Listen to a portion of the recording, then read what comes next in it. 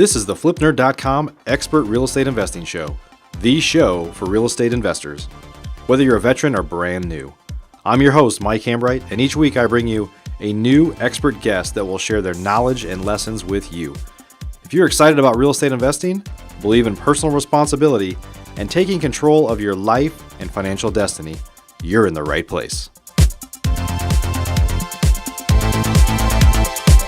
Welcome back to the FlipNerd.com Expert Interview Show Top 10 Series, where we're reviewing and revealing our top 10 shows from 2017. Now, as we continue with the FlipNerd Top 10 Shows of 2017, we learn in today's show how to truly grow your real estate investing business into a business. This is a business, folks.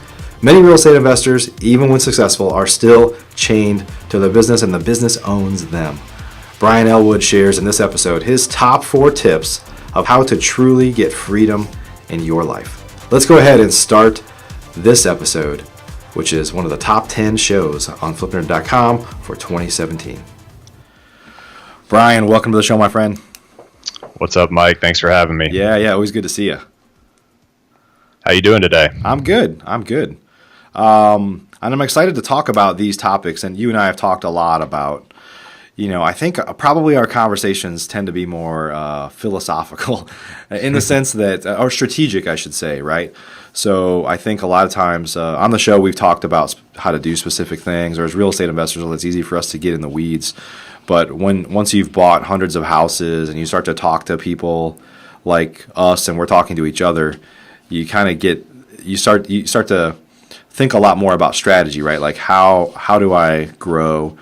And I've created this thing, and is it serving me the way I want it to, and things like that. So I know I probably started to take this a little more philosophical than what we're actually going to go to today, but I'm excited to talk about how people can really think about their business and how to make sure it's serving them. Absolutely. Let's take it high level. Yeah. So, hey, before we jump in, and everybody, we're going to talk about really 4 different powerful ways to grow your real estate investing business today, and it's going to cause you to kind of look at yourself internally and say, am I doing the right thing here? This is what I set out to do, and am I on track for that? So this is going to be some great information. But before we dive into that, Brian, for folks that maybe don't know you or don't know you all that well yet, maybe take a couple minutes to tell us a little bit more about you.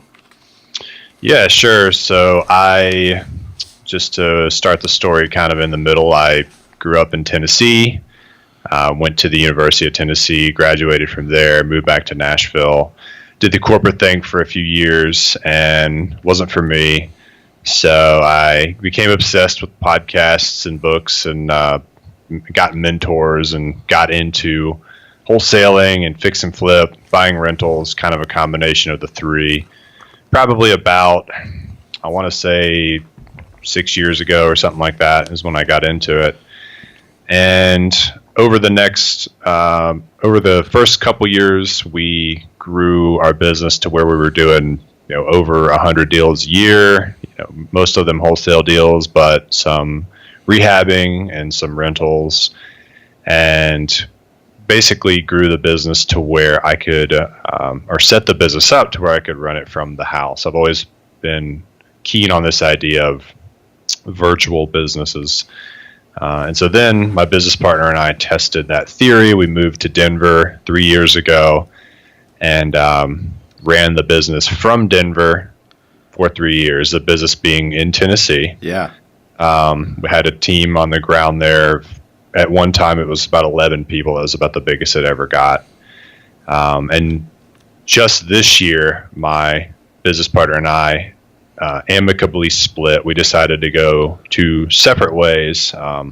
He wants to go more into wholesaling, and I am really focused on education these days. It's always been my passion to teach and coach and help other people. I originally was going to be a college professor, but I realized I wouldn't really thrive in that environment. Had to create my own school, as Dan Sullivan says. So that's what I'm working on a lot now, and continuing to invest in Middle Tennessee and more focus on passive income, buying rentals, and creating cash flow. Yeah, that's awesome. So in today's the tips we're going to cover, I know you're very passionate about So the first one we're going to talk about is kind of knowing what your perfect day is, because I think a lot of us really as humans, right, we kind of, our days kind of happen to us, right? We just wake up and we're going through the motions. And I know sometimes I get up and I think I literally have planned out like what I'm going to do this day, and at the end of the day I realize I got none of that done. I did a bunch of other stuff that I didn't know was going to happen, and more stuff got thrown on the top. But sometimes that's because people don't really have a vision for what they want to happen. So maybe share your thoughts there. Yeah, so an analogy I like to think of, and I got this from Kent Clothier, by the way. He was our coach for a while, and this was the biggest thing we got from him. But the analogy is, like, let's say you want to become an attorney, and I have nothing against attorneys. I like them and use them, obviously. But it's a very noble, prestigious kind of job title, right? You get paid a lot, you have respect. It seems like a cool thing to go after. For a lot of people. So they go to law school, and everyone knows that's expensive and very grueling. And then you pop out the other side, you take the bar, and then you become an attorney. And now you get to enter into the day-to-day lifestyle of being an attorney. And what that actually involves is tons and tons of paperwork and being in court all day, which both suck. So the day-to-day life of an attorney is very different from the perception of an attorney that a lot of people have. Yeah. And so that's just an analogy to drive this point home, is that no matter what you're trying to build, in this case, we're talking about building real estate businesses, you always start with the end in mind. You say, what day-to-day lifestyle would I like to live? So the concept of the perfect day is essentially just thinking about your perfect day, just one day. And you write down, I wake up in the morning at 7 o'clock. I have a slow breakfast with my wife and my kids. I spend 1 hour reading. Then I spend 2 hours coaching or looking at deals or whatever it is you like to do. Yep. And then you have to think about what house you live in, how much it costs. So there's a lot of side benefits to this exercise, because you can kind of learn what amount of money you need each year to live your perfect day, which is very important. And you'll find most people don't need more than 150 grand or something to live an amazing life where they have lots of free time, they have friends, and they can do fun things. You don't need those millions of dollars that people make you think you need when you look at rich people and you admire them. But more importantly, once you have your perfect day written out, that becomes your North Star. That becomes the address in your GPS, because the eternal question for guys like you and me, Mike, is when we wake up, it's, damn, am I doing the highest and best thing today to move me forward, right? And we always worry about that. Well, what's moving forward mean to you? It should mean creating the life that you actually want to live, right? I mean, more than anything else. Yeah. So all you have to do is look at one piece of paper, like if it's really just a one-page document. This is the lifestyle I'm going after. And so you wake up and you say, am I doing the things that will move me towards this? And if you are, you're winning, and that can cut out a lot of the confusion that people have when they wake up and they have shiny object syndrome and they want to do all these things. So that's the bullet points on this idea. Talk about you were just showing kind of a document, but just talk about the importance of actually writing it down and documenting it, because sometimes people get things in their head.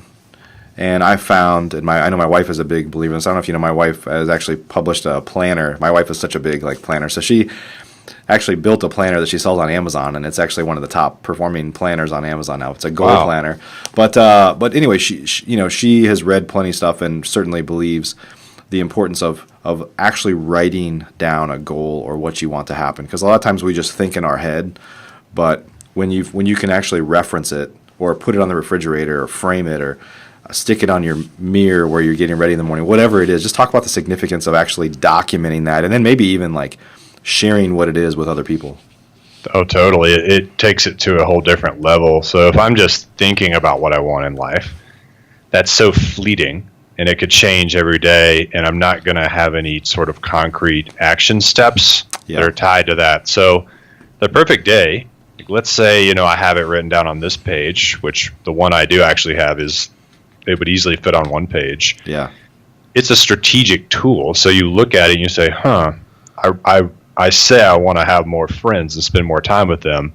Well, your actual goals for that year need to involve inviting your friends to do more stuff, like planning events for them to go to. And so your perfect day, it creates your action items that you work on. Right. So not only do you need to have that written down, but then you come up with action items that link to achieving it. And that's essentially just what your to-do list is every day. Yeah. It's the best to-do list you could ever create, is you're constructing a life that you enjoy living. So it won't be all about business. Business and work is a big part of everyone's life, and finances is too. We know that. Right. But you do have stuff on there like family, friends, hobbies, your health, your, that kind, where you live, those kinds of details too that are really important to happiness. Yeah. So yeah, that's why you need to write it down, is because you also need to write down what you're going to do about it. Yeah. Yeah. Are you looking to change your life through real estate investing? If you're interested in either getting started or taking your business to the next level, please check out FlipNerd's private program at theinvestormachine.com. This is the most robust real estate investor coaching, networking, and mastermind on the planet, and designed for your success. If you're ready to roll up your sleeves, ready to take personal responsibility for your own success, and ready to dive into a world-class instructional coaching program that provides you step-by-step instruction to help you achieve financial freedom, then you should apply today. Spaces are limited, and candidates are only considered after an application and interview process. Think you might be a fit? Learn more today at theinvestormachine.com. That kind, where you live, those kinds of details too that are really important to happiness. Yeah. So yeah, that's why you need to write it down, is because you also need to write down what you're going to do about it. Yeah. Yeah. Yeah. For me, this is great stuff, because for me, I think we all, we want this to be a destination for somebody, right? Like that you'll actually get there instead of a journey that I'm always kind of moving towards. But the reality is it can be a journey, I think, before it becomes a destination. Like you have to work to get there, right? And so, I found that a few times a year I'll actually sit down and I'll just fill a page. Unfortunately, I fill a page with what is all the stuff that I'm doing right now that I shouldn't be doing.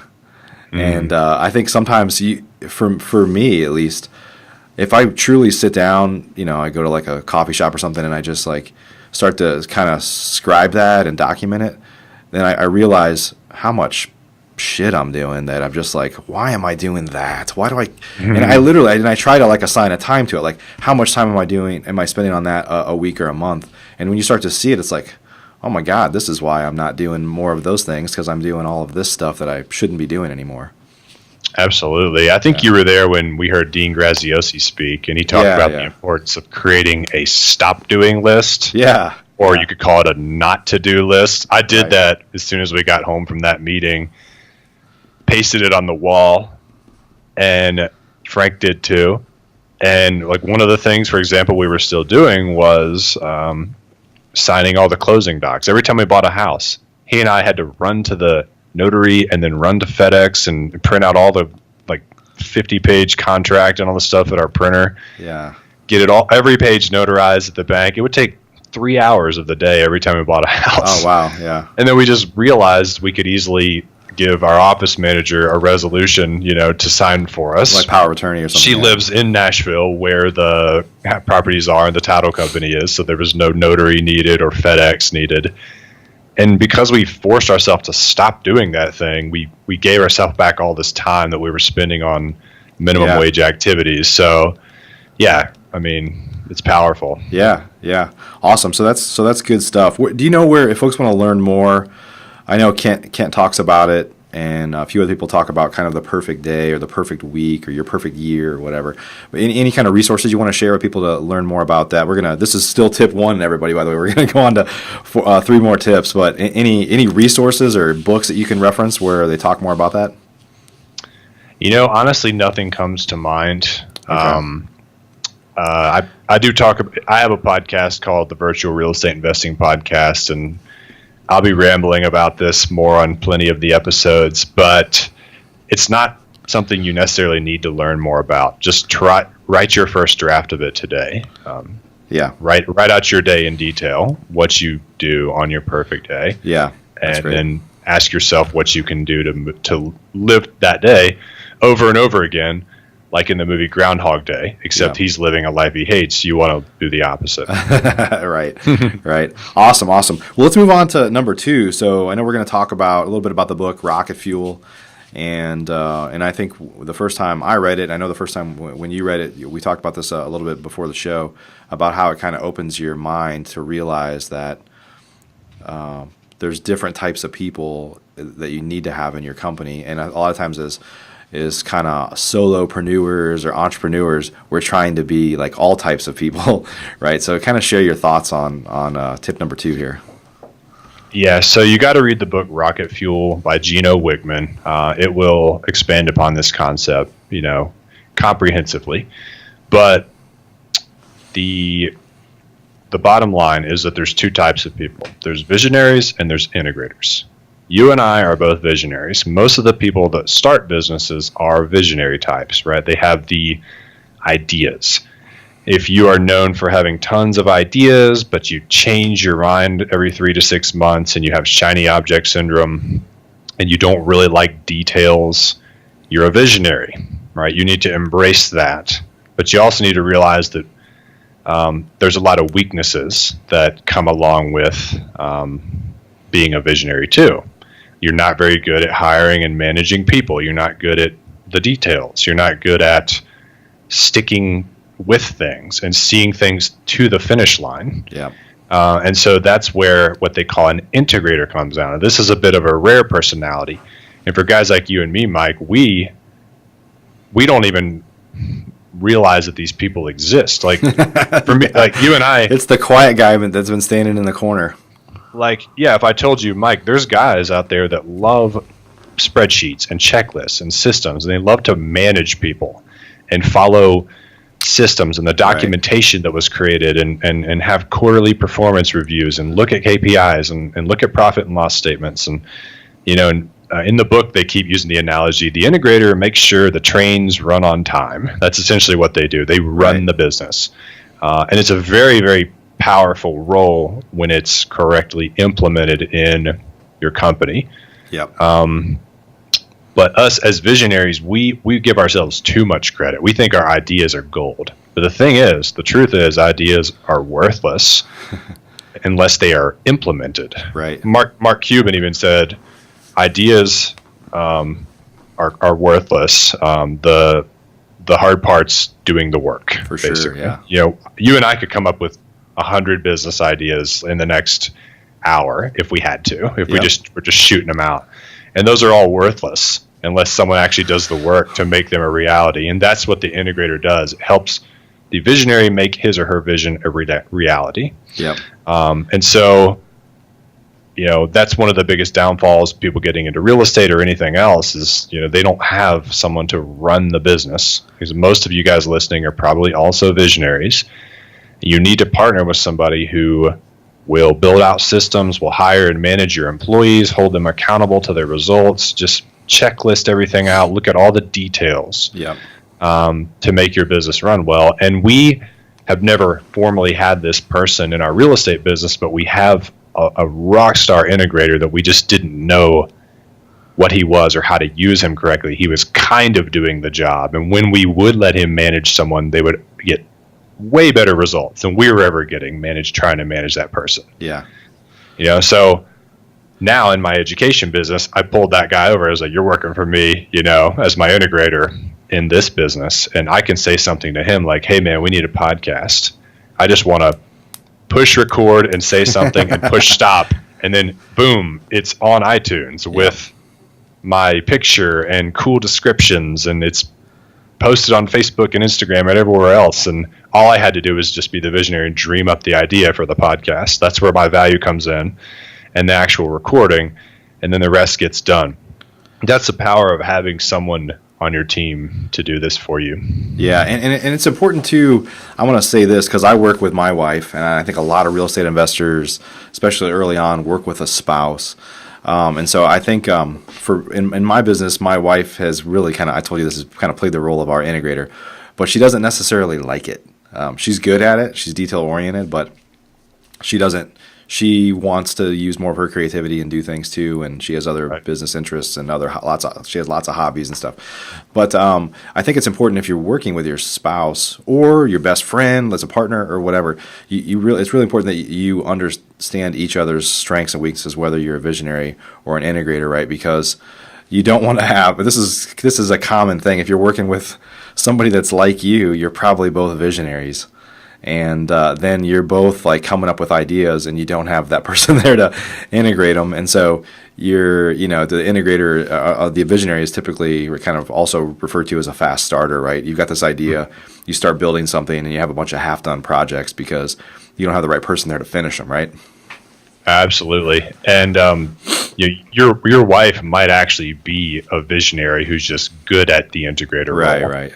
Because really, like, you and I could be integrators if we had to, feed our families. We could hire people, manage them, follow checklists. And, I know how to do that stuff. I did it reasonably well in our company, but I didn't really enjoy it. Right. You know what I mean? That sounds similar to what you're saying, with her scenario. I can make systems and processes and print them out and have them in front of me every time I talk to someone. But it's just not my highest level of service, because I can add more to a business as the visionary for the business, which doesn't mean I'm better. It's just two parts that make a whole. It's like the yin and the yang. Yeah. That make the business go together. Yeah, and if you look back at your perfect day, the work component of that, if your perfect day is not working, well, you've got to get. I know we're going to continue to talk about where to get income for that in here in a little bit, but if you have to work, you should be working on things that you enjoy and that you can thrive in, right? Not doing stuff that you don't really want to do. Sometimes we have to as entrepreneurs, but that's why you're defining your perfect day, right? Is not to say, well, what if? It's kind of like, well, what if I didn't have to do the crap that I don't like to do, and then figure out a plan to get there, right? Yep, that's a great point. Yeah. Awesome. So so tip 3 here, and I know something you're passionate about. You even wrote a book on it, so I want you to share where people can find the book here in a second. But as real estate investors, is to hire an acquisitions manager. Tell us about that. Yeah, so this tip probably sounds a little unrelated to the previous tips, but we promise it fits in somewhere. Basically, I'll show the book real quick just because I like the cover. Yeah. Awesome. Anyways, you can tell us a link afterwards too. And I do want to say it actually does fit in though, because in your perfect day.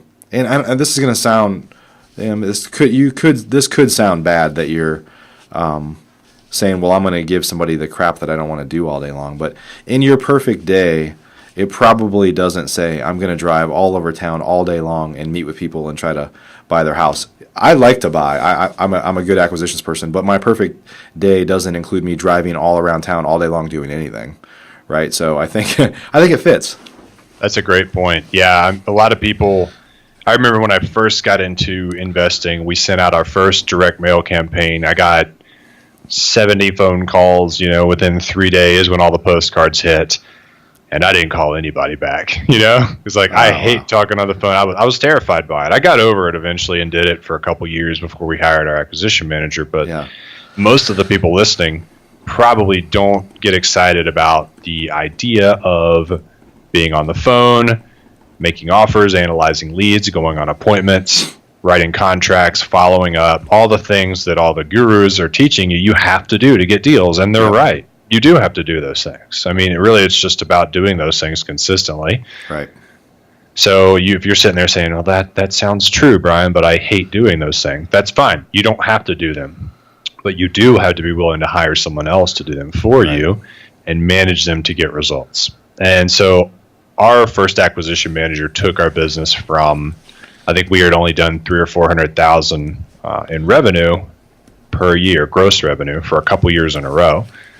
And when we hired our first acquisition manager, per the advice of the man, Joe McCall, who was our coach, we went to $1.1 million in like one calendar year. That's awesome. Because there was a guy who was doing those activities all day, every day, where we had just been previously fitting them into everything else. Yeah. And so even though he wasn't as good, maybe he was 60% as good as I was as a salesperson starting out, he outperformed me 3-1 purely based upon the sheer volume of activity that he was generating every day. That's awesome. So yeah, this is the most powerful hire you can make as the acquisition manager, and they're paid commission too. So, I mean, they don't have to cost you anything. You can pay them a little draw in the first 30 to 60 days that gets paid back once they start closing deals. And if they don't bring in any contracts, then you let them go and you need to hire the right person, you know what I mean? But it's really, it's worth giving up, 8 to 12% of your gross revenue to double or triple your business, isn't it? I mean, the numbers just make sense. For sure, yeah. And honestly, and I even want to share that I read your book, and I've hired lots of acquisitions manager. We've done lots and lots of deals, but so if you're listening and you've hired people before, you've hired salespeople before. Honestly, I got a lot out of the book because I know you share some processes and systems in there for how to basically continuously be recruiting to try to find those people. Because a lot of times, back to all these things fitting together, the perfect day. Like the problem is with small businesses, a lot of times we don't hire somebody until we absolutely need them. And I think, and the problem is it's like if you absolutely need them, like if somebody's left or they quit or something happened to them, then as a small business owner, a lot of times you've got to stop doing everything else you're doing and do that, right? So I got a lot out of you kind of sharing your process for how to just continually be looking for people and continually really almost advertising to find those people. And, somebody the other day asked me, knew somebody in Dallas in my market. This guy is getting out of college. He's looking for a job. He's kind of sales oriented. He's like, do you have anything available? And I was like, well, I don't, but I'm always looking for good salespeople. Like I'll find a place for salespeople almost always, And so I think I got a lot out of it. So tell us real fast how people can find how they get access to your book. Yeah, sure. I'm giving it away for free. Well, awesome. Technically, it's the cost of shipping. But okay. Go to fireyourself.net. Fireyourself.net. Awesome. Cool, man. Yeah, who doesn't want to fire themselves? You need to fire yourselves from the job of the acquisition manager because it's the hardest job in the whole company. Yeah. They get paid well if they do a good job, but man, if you're doing it right, it's a full-time job and you're not going to have time for anything else. And certainly you're going to cap your growth, right? Because you're limited by your own time. Absolutely. Yeah. Awesome. So let's move on to tip 4, the last tip we're going to talk about today, which is generating enough passive income. A lot of us get into this business because we want freedom of time, right?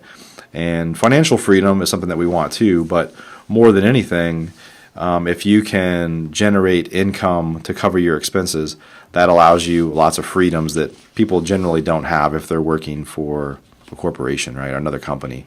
So talk about tip number 4.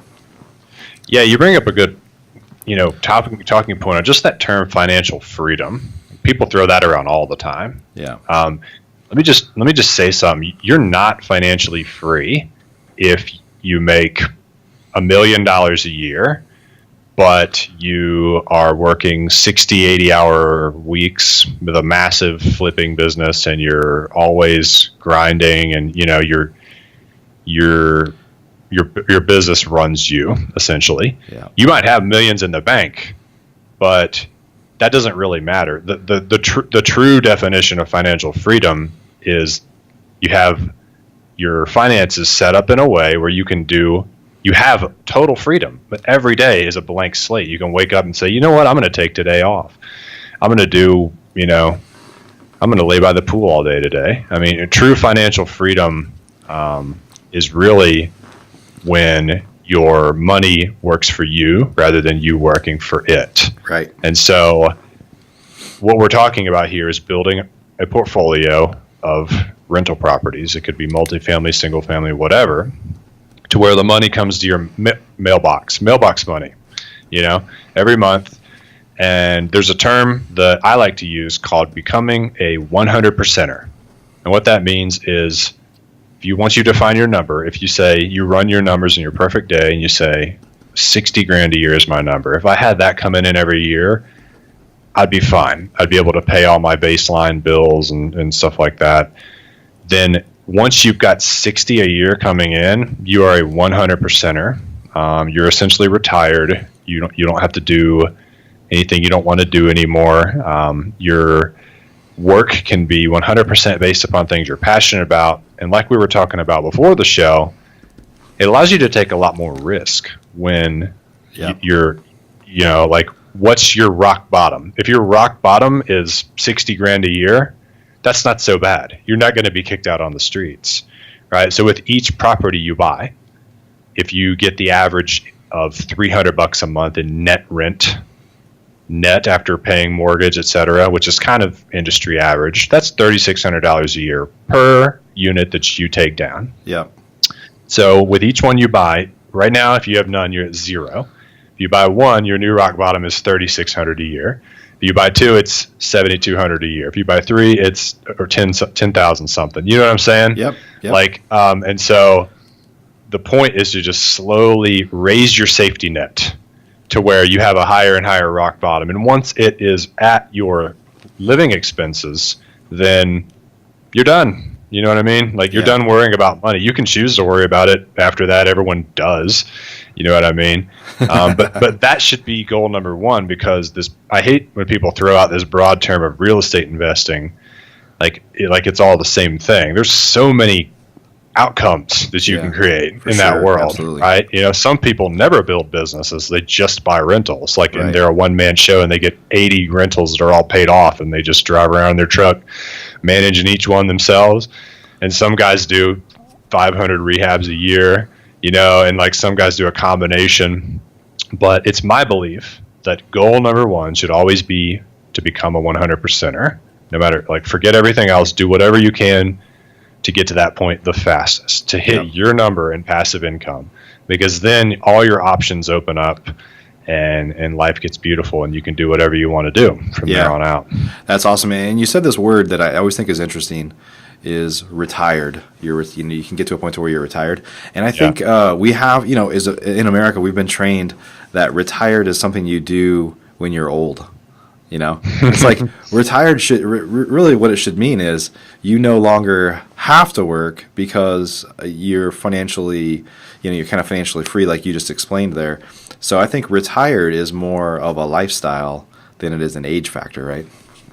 Yeah, it's almost like you're just saying you're retired from worrying about money, like if you wanted just to add to that term. But yeah, I don't believe in the concept of retirement. There's a lot of studies that show that people die faster once they sit in the rocking chair all day. My dad recently retired a few years ago, less than that, but he stayed very active. He's taking classes at local universities, and he's volunteering, and he started his own business, and he's doing great because he's still engaging his mind, and he still has a purpose in life. He's still involved in his community and his church and everything. And he still thinks about money too. He's managing his wealth that he built up over his life. Yeah. So really, the sooner you can get to where, but note I said he's doing things that he enjoys and he's passionate about now. Right. So the sooner you can stop worrying about money and doing things for money, the sooner you can start doing things that you love. And there's plenty of people that have accomplished this in maybe 10 years of being a real estate investor. You could probably do it even sooner. Absolutely. And then so you don't have the whole myth of saving up this big nest egg, that when you're 65 you retire. That's not the only way to do it. And in our belief, it's not the most efficient way. It's not nearly as fast as building up passive income. Matt Theriault talks about this all the time. He's like, forget saving up a big pile of cash, create a stream of cash, and let that become your pile. And I just love that, that different way of thinking about it. Absolutely. Absolutely. Awesome. Brian. Well, so I want to talk about a couple things here before we kind of wrap it up. I appreciate you sharing this, but this is good stuff, because I think a lot of times as real estate investors, a lot of real estate investors kind of forget why they got in the business. They end up getting in because they want financial freedom and because they want freedom of their time, they want control over their life and their lifestyle, but they end up just becoming self-employed and grinding all the time, every day, and making maybe really good money. But like you said, if they want to go on a vacation or they want to do something, their income stops because it can't run without them, right? Mm-hmm. Yeah. So this is great stuff. So hopefully you folks got a lot out of it today. But I want to kind of go over a few things we talked about. So I'm going to add links down below for all these things. We'll add a link to Rocket Fuel we talked about. And tell us how people can learn more about your podcast. Yeah, if you just search for Brian Ellwood in the podcasts app, it should come up, or the Virtual Real Estate Investing Podcast. Okay, awesome. And for learning more about your book, Fire Yourself, go to fireyourself.net. And I'll add a couple more links to some other things that we talked about. Any other ways, if folks want to learn more about you, where they should go check you out? Yeah, so I just launched my membership program for helping people do essentially what we talked about. Awesome. More about defining your perfect day and how to become a 100%er, and how to create, how to build your rental portfolio to where your safety net is at that point. That's kind of my whole mission, I guess, with this membership program. It's called Freedom University, and the only way to get in is to attend one of my webinars. I do one every Thursday, and you can register for it at virtualinvestingclass.com. Virtualinvestingclass.com. Awesome. So we'll add a link down below for that too. So, Brian, thanks for being with us today, my friend. It's always a pleasure, man. Always I enjoy good to talking see you. This to stuff inspires me too. So, yeah, it's good stuff. Everybody, hey, this was episode number 372 with Brian Ellwood. We got a whole bunch of links of stuff that we talked about. So if you're listening on iTunes, you can go to FlipNerd.com and go to the Expert Interview Show, look up episode 372, and you can get all these links if you weren't able to write them down. But we're going to keep these episodes coming at you. I kind of keep forgetting to say this. I've done hundreds of shows, and I've only said this a few times, but if you love the show, please rate us and review us in iTunes or Stitcher Radio, Google Play, wherever you watch the show at or listen to the show at, because those ratings help us show up higher in the rankings, and it's like a virtual hug. Kind of like shows us that you appreciate what we're doing here. So we're doing this to try to really make an impact, and that shows us that you enjoy what we're doing. So appreciate everybody. We're going to see you on another upcoming episode. Have a great day. Thanks for joining us for this episode of the FlipNerd.com Investing Show. If you're not yet an elite member of FlipNerd, you're missing out. We have tons of great training, including a new detailed master class published each month, and live training webinars with experts twice a month. Plus, you'll get access to all of our archives, where we already have a growing library of master classes and other training videos. Elite members also get membership in our incredible online mastermind group, where many of the top real estate investors from across the country, including many of the hundreds of guests I've had on the show in the past, are already members. Whether you're brand new, looking to get started, or a veteran, you simply must join today. I promise you won't be disappointed. To learn more or join today, please visit flipnerd.com/lab. That's flipnerd.com/lab. See you on the next show.